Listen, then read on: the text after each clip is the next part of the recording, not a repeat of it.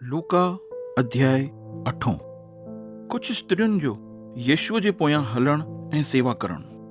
उन खां पोइ यीशु परमेश्वर जे राज जी ख़ुशख़बरीअ जो प्रचार कंदे नगर नगर ऐं गाम गाम में फिरंदो रहियो, ऐं उहे 12 प्रेरित बि हुन सां गॾु हुआ।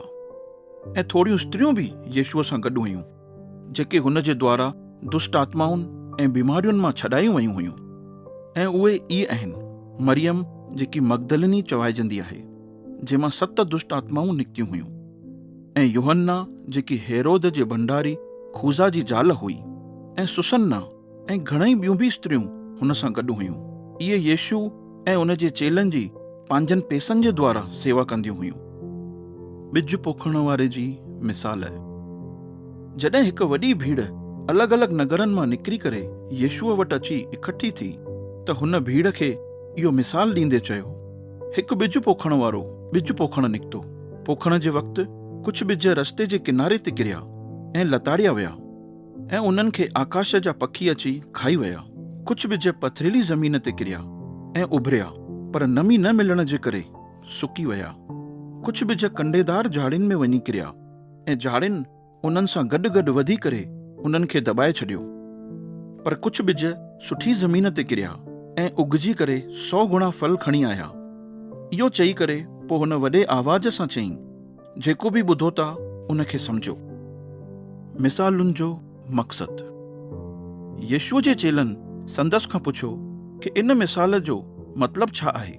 यीशुअ उन्हनि खे चयईं: तव्हांखे परमेश्वर जे राज जी रहस्यनि जी सम्झ ॾिनी वई आहे, पर ॿियनि खे सभु ॻाल्हियूं मिसालुनि में ॿुधायूं वेंदियूं आहिनि, इन करे कि उहे ॾिसी करे बि ॾिसी न सघनि ऐं ॿुधी करे बि न सम्झनि।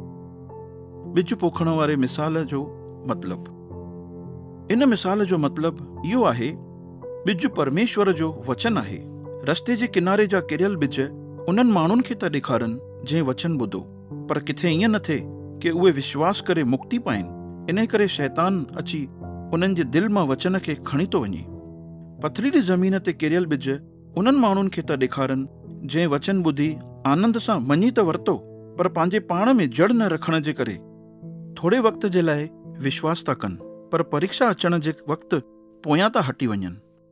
कंडेदार झाड़ियुनि में किरियल ॿिज उन्हनि माण्हुनि खे था ॾेखारनि जंहिं वचन ॿुधो, पर अॻियां हली जीविका जी चिंता ऐं धन दौलत ऐं दुनिया जी शयुनि जी ख़्वाहिशूं ऐं ऐशो आराम में फासी था पवनि, ऐं इन करे उहे फल नथा खणी अचनि। सुठी ज़मीन ते किरियल ॿिज उन्हनि माण्हुनि खे था ॾेखारनि जंहिं वचन ॿुधी करे उनखे पंहिंजे सचे ऐं साफ़ दिलि में संभाले रखियो ऐं सबुर रखण जे करे फल था खणी अचनि। ॾीए जी मिसाल। कोई बि ॾीओ ॿारे करे बासण जे हेठां न ढकींदो आहे, न ई खट जे हेठां रखंदो आहे, पर ॾीए खे उहो ॾियारीअ ते रखंदो आहे, ताकि अंदरि अचण वारनि खे रोशनी मिले।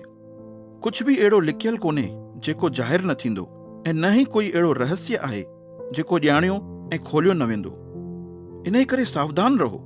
जेको कुझु ॿुधो था उनखे ध्यान सां ॿुधो, छो त जंहिं वटि बि आहे उनखे अञा बि ॾिनो वेंदो, पर जंहिं वटि कोन्हे उनखां उहो बि वापसि वरितो वेंदो जेको उन वटि आहे, जंहिंखे उहो पंहिंजो थो सम्झे। यीशुअ जी माता ऐं भाउर।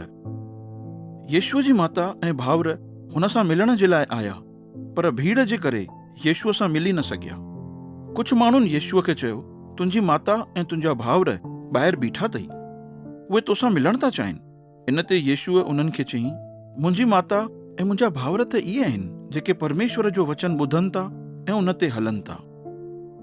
यीशुअ जो तूफ़ान खे शांत करणु। हिकु ॾींहुं यीशु पंहिंजे चेलनि खे चयईं: हलो असां झील जे उन पार हलूं। सो उहे ॿेड़ीअ में वेही करे उन पार वञण जे लाइ निकिता। जॾहिं उहे रस्ते में ई हुआ त यीशु सुम्ही पियो हो, ऐं ईअं थियो कि उन झील में हिकु वॾो तूफ़ान आयो ऐं ॿेड़ी पाणीअ सां भरिजण लॻी ऐं उन्हनि जी जान ख़तरे में पइजी वई। तॾहिं चेला यीशुअ जे अॻियां वञी हुन खे उथारे करे चवण लॻा: गुरू, हे गुरू, असां ॿुॾी रहिया आहियूं। तॾहिं यीशुअ उथी करे तूफ़ान खे ऐं पाणीअ जी लहरुनि खे दड़को ॾिनई, सो तूफ़ान बिल्कुलु शांत थी वियो ऐं उते राहत थी वई। इन ते यीशुअ उन्हनि खे चयो: केॾां वियो तव्हांजो विश्वास? पर उहे ॾाढो ॾकी विया ऐं पाण में हिक ॿिए खे ताजुब करे चवण लॻा: हे केरु आहे कि तूफ़ान ऐं पाणी बि हुन जो हुकुम था मञनि। दुष्ट आत्माउनि खां सतायल हिक ॼणे खे छुटकारो ॾियणु। यीशु ऐं संदसि जा चेला उन पार गिरासेनियो जे इलाइक़े में पहुता, जेको झील जे उन पार गलील क्षेत्र जे साम्हूं आहे। जीअं ई यीशु ॿेड़ीअ मां किनारे ते लथो त उन नगर जो हिकु माण्हू जंहिंमें दुष्ट आत्माऊं हुयूं यीशुअ सां अची मिलियो। उन माण्हूअ ॾाढनि ई ॾींहंनि खां कपिड़ा न पाता हुअईं ऐं उहो घर में न पर कब्रुनि में रहंदो हो। उहो यीशुअ खे ॾिसी करे रड़ियूं करणु लॻो ऐं पंहिंजे गोॾनि ते अची उन जे पेरनि ते किरी पियो ऐं वॾे आवाज़ सां संदसि खे चयईं, हे परम प्रधान परमेश्वर जा पुट यीशु, मूंसां तूं छा थो करणु चाहीं? मां तोखे मिनथू थो कयां, मूंखे तकलीफ़ न ॾे। छोकी यीशुअ दुष्ट आत्मा खे उन माण्हूअ मां निकिरी वञण जो हुकुम ॾिनो हुअईं।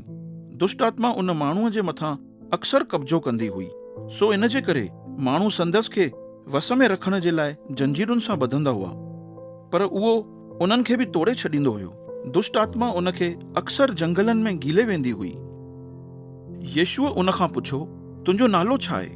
उन यीशुअ खे जवाबु ॾिनो, मुंहिंजो नालो लश्कर आहे, छोकी ॾाढियूं दुष्ट आत्माऊं उन में समायल हुयूं। उन्हनि यीशुअ खे मिनथू करे चयो, असांखे अथाह खॾे में वञण जो हुकुम न ॾे। उते थोरो ई परते पहाड़ीअ ते हिकु वॾो सुअरनि जो झुंड चरे रहियो हो। दुष्ट आत्माउनि यीशुअ खे मिनथू करे चयो कि असांखे उन्हनि सुअरनि जे अंदरि घिरी वञण जी इजाज़त ॾे। सो यीशुअ उन्हनि खे इन जी इजाज़त ॾिनी। तॾहिं दुष्ट आत्माऊं उन माण्हूअ मां निकिरी करे सुअरनि में घिरी वयूं ऐं सुअरनि जो उहो झुंड पहाड़ीअ जी चोटीअ तां झील में वञी किरियो ऐं ॿुॾी मरियो। इहो ॾिसी करे सुअरनि जा चराइण वारा उतां भॼी विया ऐं उन्हनि आसे पासे जे नगरनि ऐं बस्तियुनि में वञी इन सॼे किसे जी ख़बर ॾिनऊं। जेको कुझु उते थियो हो, माण्हू उहो ॾिसण जे लाइ निकिरी आया। जॾहिं उहे यीशुअ वटि आया त उन्हनि जंहिंमां दुष्ट आत्माऊं निकितियूं हुयूं उन माण्हूअ खे कपिड़ा पातल, शांत ऐं पूरो होश में यीशुअ जे पेरनि ते वेठल ॾिसी करे ॾकी विया। जिन माण्हुनि इहो किसो ॾिठो हुयो उन्हनि आयल माण्हुनि खे चई ॿुधायूं कि कीअं इहो माण्हू जंहिंमें दुष्ट आत्माऊं हुयूं ठीकु थियो आहे। तॾहिं गिरासेनियो जे आसे पासे जे सभिनीनि माण्हुनि यीशुअ खे मिनथू करे चयो, महिरबानी करे असांजे इलाइक़े मां हली वञ, छोकी उहे ॾाढो ॾकी विया हुआ। इन करे उहो ॿेड़ीअ ते चढ़ी वापसि मोटी वियो। जंहिं माण्हूअ मां दुष्ट आत्माऊं निकितियूं हुयूं उहे यीशुअ खे मिनथू करे चवणु लॻो कि मूंखे पाण सां गॾु वठी हल, पर यीशुअ हुन खे वापसि मोकिले करे चयो, पंहिंजे घर हलियो वञ ऐं माण्हुनि खे वञी ॿुधाए कि परमेश्वर तोसां केॾी वॾियूं भलायूं कयूं आहिनि। उहो सॼे नगर में वञी ॿुधाइण लॻो कि यीशुअ उन सां केॾियूं वॾियूं भलायूं कयूं अथईं। याइर जी मुअल धीअ ऐं हिकु बीमार स्त्री। जॾहिं यीशु वापसि मोटी आयो त माण्हुनि उन जो स्वागत कयो, छोकी उहे सभु संदसि जो इंतज़ारु करे रहिया हुआ।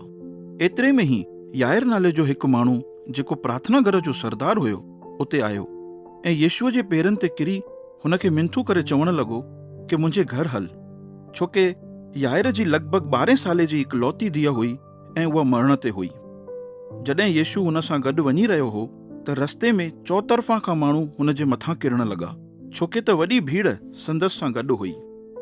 हिकु स्त्री हुई जंहिंखे 12 सालनि खां रतु वहण जी बीमारी हुई। उन पंहिंजे इलाज में पंहिंजो सभु कुझु डॉक्टरनि खे ॾेई छॾियो हुई, पर उहा किथां बि ठीकु न थी हुई। उन पोयां खां अची करे यीशुअ जे कपिड़नि जे किनारे खे हथु लॻायईं ऐं ओॾीमहिल ई उन जो रतु वहणु बंदि थी वियो। इन ते यीशुअ चयो, मूंखे कंहिं हथु लॻायो? जॾहिं सभु मना करणु लॻा त पतरस हुन खे चयईं, हे गुरु, तूं त माण्हुनि सां घिरियल आहीं ऐं माण्हू तुंहिंजे मथां किरी रहिया आहिनि। पर यीशुअ चयईं, कंहिं त मूंखे हथु लॻायो आहे, छोकी मां ॼाणे वरितो आहे कि मुंहिंजे अंदरां सामर्थ निकिती आहे। जॾहिं उहा स्त्री सम्झी वई कि मां लिकी नथी सघां, तॾहिं उहा डिॼंदे यीशुअ जे साम्हूं आई ऐं उन जे पेरनि ते किरी सभिनीनि माण्हुनि खे चई ॿुधाईं कि मां छो यीशुअ खे हथु लॻायो ऐं कीअं मां ओॾीमहिल ई ठीकु थी वियमि। यीशुअ हुन खे चयईं, पुटरी, तुंहिंजे विश्वास तोखे ठीकु कयो आहे, इन करे सुकून सां हली वञ। यीशु इहो सभु चई पियो त एतिरे में प्रार्थना घर जे सरदार याइर जे घर मां कुझु माण्हुनि अची करे उन खे ख़बर ॾिनी, तुंहिंजी धीअ त मरी वई अथई, इन करे हाणे गुरूअ खे तकलीफ़ न ॾे। यीशुअ इहो ॿुधी करे उन खे चयईं, ॾक न, ख़ाली विश्वास रख त उहा बची वेंदी। पोइ यीशु जॾहिं याइर जे घर पहुतो त हुन पतरस, यूहन्ना, याकूब ऐं छोकिरीअ जे माता पिता खे छॾे ॿियो कंहिंखे बि पाण सां गॾु अंदरि अचणु न ॾिनई। सभु उन छोकिरीअ जे लाइ रोअन पिटनि पिया, पर येशूअ उन्हनि खे चयईं, रो न, छोके उहा मरी कोन्हे पर सुम्ही पई आहे। इन ते उहे सभु येशूअ जो मज़ाक उॾाइण लॻा, छोके उन्हनि खे ख़बर हुई कि उहा मरी वई आहे। पर येशूअ उन छोकिरीअ जो हथु पकड़े करे जोर सां वॾे आवाज़ सां चयईं, हे छोकिरी, उथ। इहो चवंदे ई छोकिरीअ जी आत्मा वापसि उन में मोटी आई ऐं उहा उथी वेठी। पोइ येशूअ उन्हनि खे चयो, इन खे कुझु खाइण जे लाइ ॾियो।